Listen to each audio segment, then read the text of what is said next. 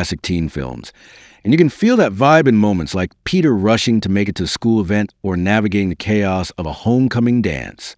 This mix of genres makes the movie accessible to everyone, whether you're here for the superhero thrills or the relatable coming-of-age story. Let's zoom in on the production details, because this film's behind-the-scenes story is as impressive as what's on screen.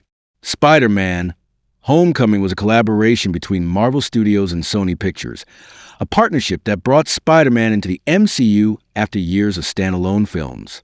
The deal was struck in 2015, allowing Marvel's Kevin Feige to produce alongside Sony's Amy Pascal. This teamwork gave the film its polished MCU sheen, while keeping the quirky, grounded feel of Spider-Man's world. The budget, pegged at $175 million, was hefty but smartly spent. A chunk went to visual effects. Think web-slinging explosions and a high-tech Spider-Man suit with gadgets like web wings and drones. The production team shot in real locations like Queens and Staten Island to ground the film in New York's authentic energy, while Atlanta's Pinewood Studios handled the big sets. Speaking of sets, the production designed by Oliver Scholl is a standout. Peter's high school, Midtown School of Science and Technology, feels like a real place, with bustling hallways and nerdy science vibes. The urban settings, New York streets, a Staten Island ferry, even a suburban neighborhood, add a lived-in quality that makes Peter's world relatable. The action scenes were meticulously planned, with stunt coordinators like George Cottle ensuring that Spider-Man's acrobatics looked both realistic and jaw-dropping.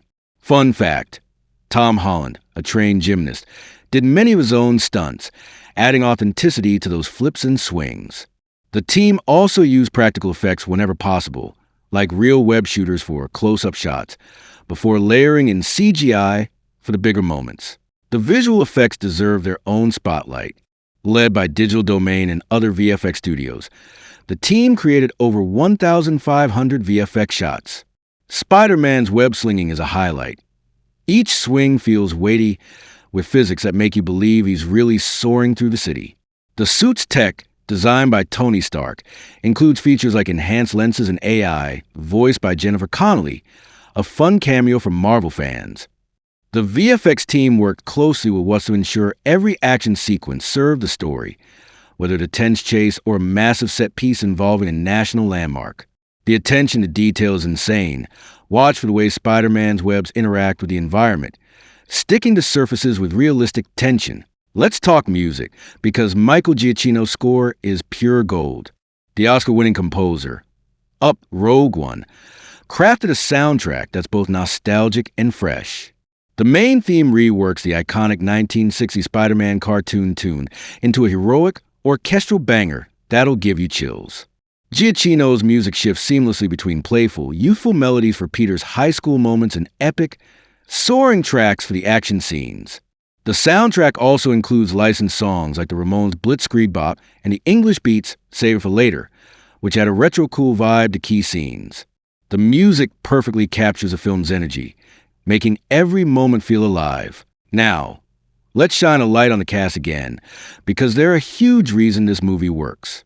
Tom Holland's Peter Parker is a glue, but the supporting players bring so much flavor. Jacob Batalon's Ned is the ultimate best friend, funny, loyal, and totally geeking out over Peter's powers. Zendaya's Michelle steals every scene she's in with her deadpan humor and sharp wit, setting her up as a fan favorite for future films. Laura Harrier's Liz adds emotional depth, serving as Peter's crush and a link to the high school drama. Tony Revolori's Flash Thompson reimagines a classic bully as a snarky, rich kid who's more annoying than menacing, but still gets under Peter's skin. Michael Keaton's villain is a masterclass in acting. His intensity and grounded motivations make him one of the MCU's most compelling antagonists. And Robert Downey Jr. as Tony Stark? He's the cool mentor you wish you had, dropping wisdom and sarcasm in equal measure. The film's diversity is worth shouting out again. Queens is one of the most diverse places on Earth, and the cast reflects that. From Zendaya's MJ to Tony Revolori's Flash to Donald Glover's brief but memorable role, the film feels inclusive and real. This isn't just window dressing. It makes Peter's world feel vibrant and lived in, like you're walking through a real New York neighborhood. The ensemble's chemistry is off the charts, whether it's Peter and Ned's bromance or MJ's sarcastic zingers. It's a cast that looks and feels like the world we live in, and that's a big reason the film resonates. Let's touch on the cultural impact. Spider-Man. Homecoming came at a time when superhero fatigue was a real concern, but it proved there was still room for fresh, exciting stories.